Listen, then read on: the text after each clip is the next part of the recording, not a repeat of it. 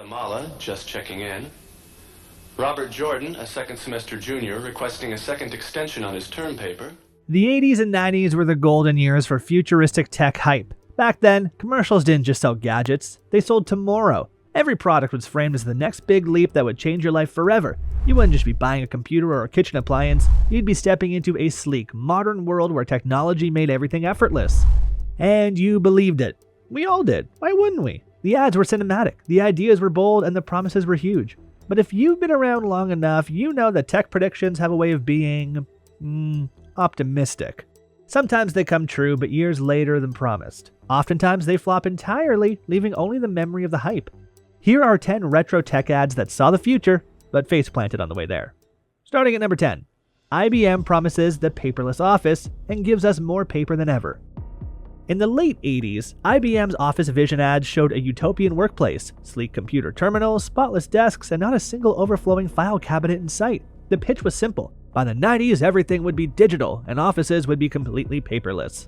It was the kind of vision that made executives drool. Imagine no more walls of filing cabinets, no more stacks of manila folders, no more paying for storage space just to keep old paperwork.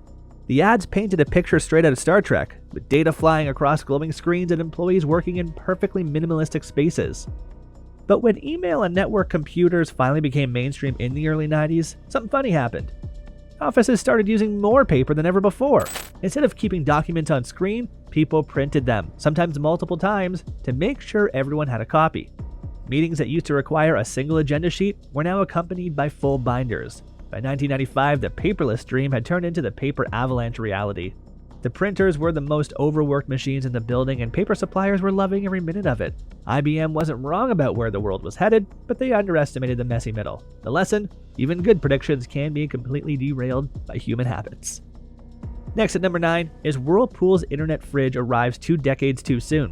In 1994, Whirlpool started showing off its kitchen of the future in glossy ads and tech showcases. The crown jewel was a refrigerator with a giant touchscreen on the door that could suggest recipes, showstopper at trade shows. Imagine tapping your fridge to see what was inside, getting a dinner suggestion, and having missing ingredients delivered straight to your door. The ad made it feel like the future had arrived and it lived in your kitchen. Whirlpool thinks anybody should be able to find anything they need in a refrigerator. There was just one small problem.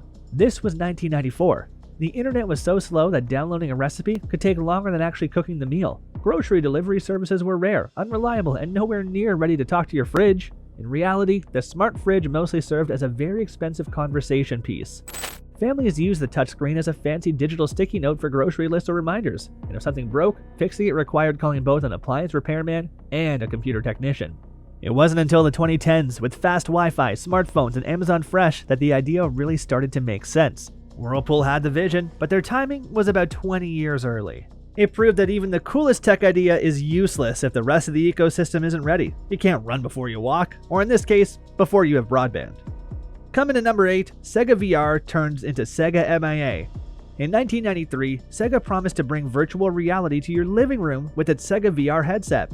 The ads made it look like you'd be stepping into full 3D game worlds with motion tracking, a kid's dream in the pre-internet gaming era. Game magazines hyped it up. Kids begged their parents for it months before it even hit shelves. But behind the scenes, the reality wasn't so dreamy. Testers reported headaches, nausea, and motion sickness after just a few minutes of gameplay. The headset was heavy, the graphics were blocky, and the frame rate was so low you could practically watch each frame load. Sega quietly pulled the plug before the product even launched, but by then the hype had already painted the idea in millions of minds. VR was almost here! Gamers thought it was just around the corner. In truth, it took more than 2 decades and billions in research and development before VR headsets finally delivered on that promise. Sega wasn't just ahead of its time, they were in a completely different decade. This was a masterclass in how hype can outpace reality. VR would eventually arrive, but Sega's flop showed just how far the tech still had to go. Coming in at number 7, AT&T predicts FaceTime, but forgets about quality. In 1993, AT&T launched its You Will campaign, predicting the everyday tech we now take for granted. GPS directions, streaming movies, ebooks, and yes, video calling from anywhere. The commercials were slick, almost cinematic. One showed a businessman video calling his office from a beach. Another had a student attending class remotely. They were essentially selling the concept of FaceTime before the internet could even handle it. At a cash machine? Nice picture. You will. And the company that'll bring it to you, AT&T. And they weren't wrong about the future, but the early execution? Brutal. Video phones in the 90s were grainy, laggy, and ridiculously expensive. You needed special ISDN lines, which cost a fortune, and even the video looked like it was shot through a snowstorm. Instead of bringing people closer, these devices mostly sat unused. It wasn't until smartphones and high-speed internet became common that AT&T's prediction finally made sense. AT&T's ads became legendary for accurately predicting the tech we'd all eventually use. They also proved that being first doesn't matter if your product isn't ready for prime time. Number 6 on our list, X10 promises the smart home with a dumb remote. If you watched late night TV in the late 90s, you probably saw X10's infomercials. They promised a Jetson-style home where you could control every light, appliance, and gadget with one sleek remote. The dream was seductive, ultimate control from your couch, but the reality was chaotic. The system relied on your home's electrical wiring, which meant if your wiring wasn't perfect, commands either didn't work or worked randomly. Lights might flicker on at 3 a.m. or refuse to turn on at all, and that sleek remote, it looked like a 1987 graphing calculator and came with a manual the size of a phone book. Instead of a stress-free smart home, you got a crash course in troubleshooting. X10 showed how badly people wanted home automation, and how quickly that dream could turn into frustration without reliable tech behind it. Smack in the middle at number 5 on our list, Seiko's TV, which makes you a spy with a brick in your pocket. In 1982, Seiko unveiled the TV Watch, a wristwatch that could display live television. It sounded like something ripped straight from a Bond movie. The commercial showed cool, stylish people casually watching TV on their wrists while walking down the street. From Seiko comes the world's first ever TV watch. And in the movie Octopussy, James Bond is never with... But the reality required a separate receiver the size of a Walkman that had to be connected by a cable. The postage stamp-sized screen, short battery life, and questionable reception made it more novelty than necessity. It was great for showing off at a party, less great for actually watching anything. Seiko's TV watch was an early step toward wearable tech. It also showed that form factor matters. No one wants to carry half the device in their pocket. Number 4 is Packard Bell's Internet-Ready PC comes with a catch. In the mid-90s, Packard Bell started selling internet-ready computers. The ads promised you'd be exploring the World Wide Web in minutes. This AST 586 133 MHz computer, it's internet-ready and loaded with features. The truth? Getting online meant spending hours on hold with your dial-up provider, waiting for your modem to connect and praying no one picked up the phone in another room. If they did, you were instantly disconnected. The dream of seamless connectivity was there, but the reality was painfully slow. Pages took minutes to load, and downloading a single image felt like an event. This was the beginning of the internet age for millions of households. It showed the hunger for online access and the frustration of trying to make it work in the pre-broadband era. Number 3 showcases how Honeywell's romance mode backfires. In 1985, Honeywell's future home concept looked incredible. Touch panels in every room, mood lighting, and even an automated romance mode for couples. On paper, it was luxury living at its finest. In practice, the tech wasn't ready. Early testers reported lights turning on at random, heating systems shutting down for no reason, and romance mode activating at the worst possible times, like when the in-laws were visiting.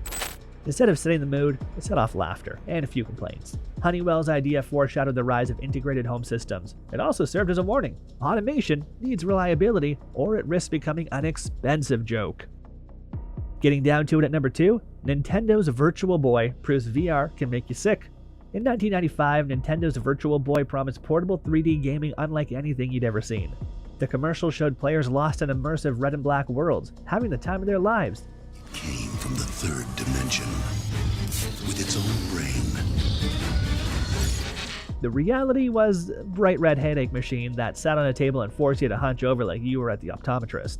The graphics were basic, the color palette was non-existent, and after about 10 minutes, most players felt dizzy. Nintendo pulled it from shelves in less than a year, making it one of their rare commercial flops. Virtual Boy became a case study in how even the biggest names can misfire. It also reminded gamers that good hardware means nothing without good comfort and content.